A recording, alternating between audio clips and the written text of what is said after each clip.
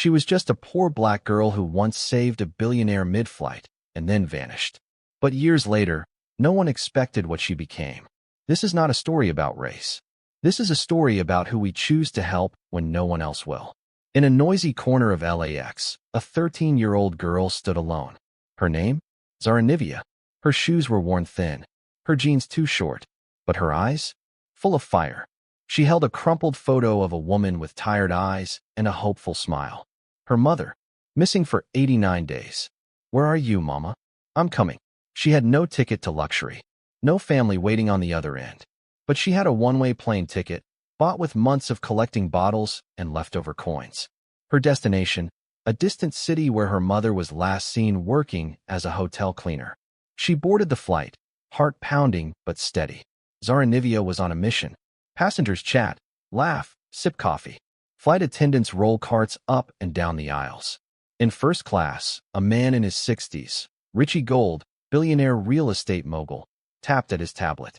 He had no idea that his life was about to depend on a 13-year-old from South Central. Suddenly, he gripped his chest. His face drained of color. His hand trembled. "Woman nearby? Someone call for help. Attendant. We need a doctor. Is there a doctor on board?" Silence. Nobody moved. Then, a voice from coach. "Small. Young. Steady. Lay him flat. Elevate his legs. Count his pulse." People turned in disbelief. "A child?" The flight crew hesitated. Zara didn't. She pushed past knees and trays, dropped to the man's side. "He's not breathing right. We need to clear his airway." "Sir, can you hear me?" No response. "Zara, we need to compress. Now." And then, she began chest compressions. 1, 2, 3, 4. She didn't look up. Didn't ask for permission. Phones were raised. Someone recorded.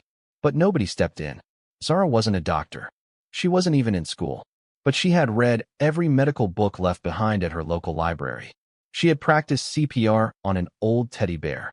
Her dream was simple: become a doctor so no one had to lose their mother. Today, her dream saved a life.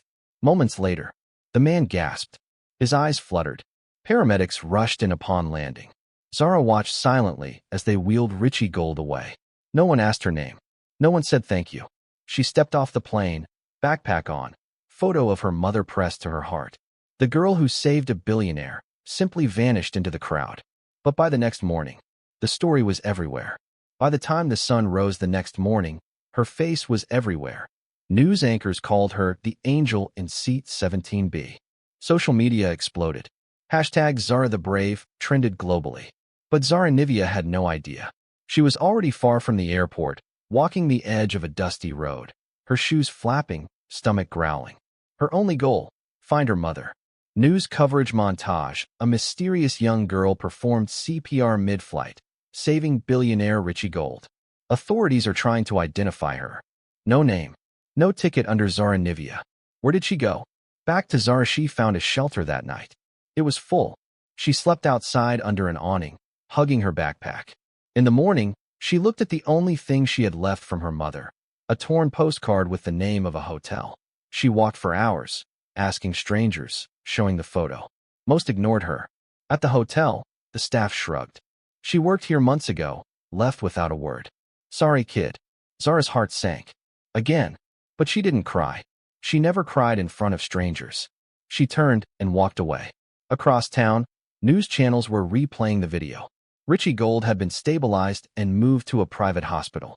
He kept asking one question: "Where's the girl? The one who saved me?" His wife, Marianne Gold, tried to calm him. "Marianne, they're looking, darling. We'll find her." But they didn't. Because Zara had found a job. Not a glamorous one. She was cleaning tables at a corner diner. Paid in leftover food and $5 a shift. She kept her head down. Avoided eye contact. Every spare moment, she read medical guides she found in trash bins. In a city of millions, a billionaire searched from a hospital bed, while a brave girl scrubbed floors 2 blocks away. 2 weeks later, a janitor quit at a prestigious corporate tower. Zara saw the sign: cleaning staff needed. No ID required. She took the job immediately. Every night, she worked the late shift, quiet, invisible, cleaning conference rooms, emptying trash bins, mopping lobby floors. Until one night, Zara pushes a cart past the executive elevator. The doors open. Out walks Richie Gold. They lock eyes.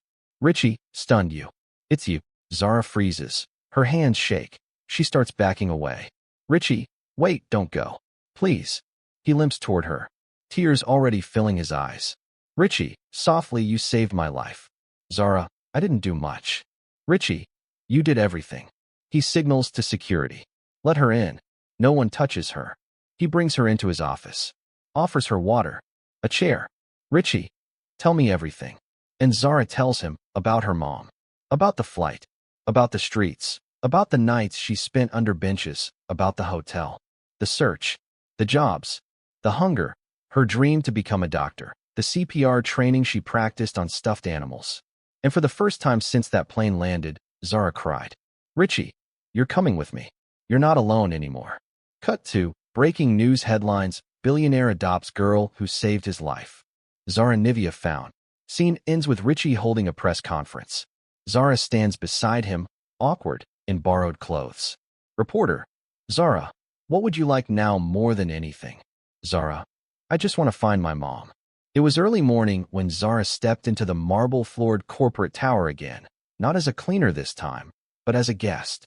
The air conditioning was cold, but her palms were warm with nervousness.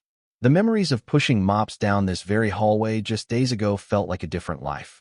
Richie Gold walked beside her, not in a suit, but in a simple sweater, slower than most men his age, yet steady. Cameras flashed in the distance. Reporters waited outside the glass doors. But inside, it was quiet. He took her up to the executive floor, into a private lounge. No media, just them. A man still recovering. A girl still searching. On the wall behind his desk, framed headlines. Mystery girl saves billionaire. CPR angel vanishes after heroic act. Where is Zara Nivia? He pointed to them, then gently to her. Zara stood awkwardly, unsure where to look. She didn't belong in a room like this, with leather chairs and oil paintings and the scent of expensive coffee. But she was here, and he made sure she knew. She was welcome. That day, he introduced her to every department. Not as staff, as family. Whispers followed them down every hallway. She now lived in his guest house. Her own room, her own bed, her own books. Yet something lingered in her chest. Her mother, still gone. And he knew it. He had already hired a team to search quietly. Private investigators. No press. No noise. Zara sat on the balcony every evening, the city glowing below her, wondering if her mother could somehow see the same lights. Then one morning, he came to her with a folder. A hospital name. A blurry ID photo. A note. Her heart stopped. It was her. He drove her across town himself. No chauffeurs. No press. Just him and the girl who once saved him. The hospital was quiet. Underfunded. Humble. A nurse greeted them. Inside, the room smelled of antiseptic and lavender. A frail woman lay in bed, eyes closed, hair grayer than before. Zara stepped forward. Slowly, silently. She reached out, fingers trembling, to hold the woman's hand. The woman stirred. Her eyes fluttered open. And then, recognition. Zara didn't say a word. Neither did her mother. But the tears said everything. He stood at the door, watching, hands folded. The man she saved. The woman who raised her. And between them, a reunion the world would never have expected. Days passed slowly. Zara stayed at the hospital every moment she could, curled up in the corner of the room, holding her mother's hand while she slept. Doctors said the trauma, the lack of treatment, had left her weak and semi-paralyzed. Speech was limited, movement even more so. But her eyes were clear. They watched Zara constantly, like she still couldn't believe it was real. Each night, Zara read aloud from her old medical books. Sometimes her mother would blink in rhythm, like applause. It was their language now. Richie Gold visited often. He came without noise or attention, just a thermos of tea and gentle questions. It was on one of these quiet afternoons that the hospital administrator entered with a look of hesitation. He held an envelope. We found something. From a few months ago. Your mother saved someone. That's why she ended up here. Inside was a grainy security photo. A street corner. A woman pulling another woman out of harm's way. A car blurred in motion. Zara leaned in. The woman being saved, she recognized the coat. The eyes. The hair. It was Marianne Gold. Richie went silent, then sat down heavily. She saved my wife, and she never told anyone. It wasn't just coincidence. It was sacrifice. Zara's mother had seen the car, had run, had thrown herself forward. She had taken the blow. The pain in Zara's chest tightened. Her mother's silence had always confused her. Now she knew. It wasn't just absence. It was love. It was heroism. She whispered, tears choking her voice. "You saved her, so I could find you." Her mother blinked once, slowly. That night, Zara sat beside her bed with her head against the mattress. And then she felt it. A twitch. A hand. Closing around hers. Her mother was moving. The days that followed were quiet but full. Zara returned each evening to the hospital, not with desperation but with hope. Her mother was improving slowly, finger by finger, word by hesitant word. The nurses smiled more often. The doctors no longer avoided eye contact. Her room, once dim and silent, now held the gentle hum of possibility. Richie Gold arranged for private physical therapy and long-term care, the best he could find. He never spoke of repayment, never mentioned gratitude. He only appeared when needed, stayed only as long as Zara wanted, then quietly left her in peace. A few weeks later, the hospital released her mother into outpatient care. She could walk with assistance. She could whisper her daughter's name. She could finally be near. Zara and her mother moved into the Gold's guest house together. It was more than a place to sleep. It was clean, safe. There were flowers on the windowsills and books by the bed. There were warm meals and late-night cocoa and soft sheets that smelled like lavender. Zara would sometimes pause, staring at the ceiling, unsure how to believe it was real. There was no staff buzzing around. Marianne visited daily, often sitting in the kitchen with Zara's mother, talking softly. They never brought up the accident. They didn't need to. Their silences were enough. Richie brought over old photos from Zara's early childhood, recovered through quiet investigation.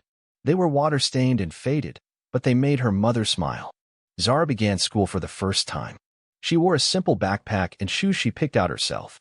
The classroom was daunting, but she sat near the window and carried her dreams like oxygen. The girl who had once read torn anatomy books in alleyways now answered questions aloud, voice strong and eyes lifted. Evenings in the guest house were quiet. Zara studied while her mother knit. Sometimes, they just sat together. No words. No need. The city outside moved fast, but their world had slowed to something beautiful. There was no formal adoption, no headlines, no announcements. But there was a rhythm now.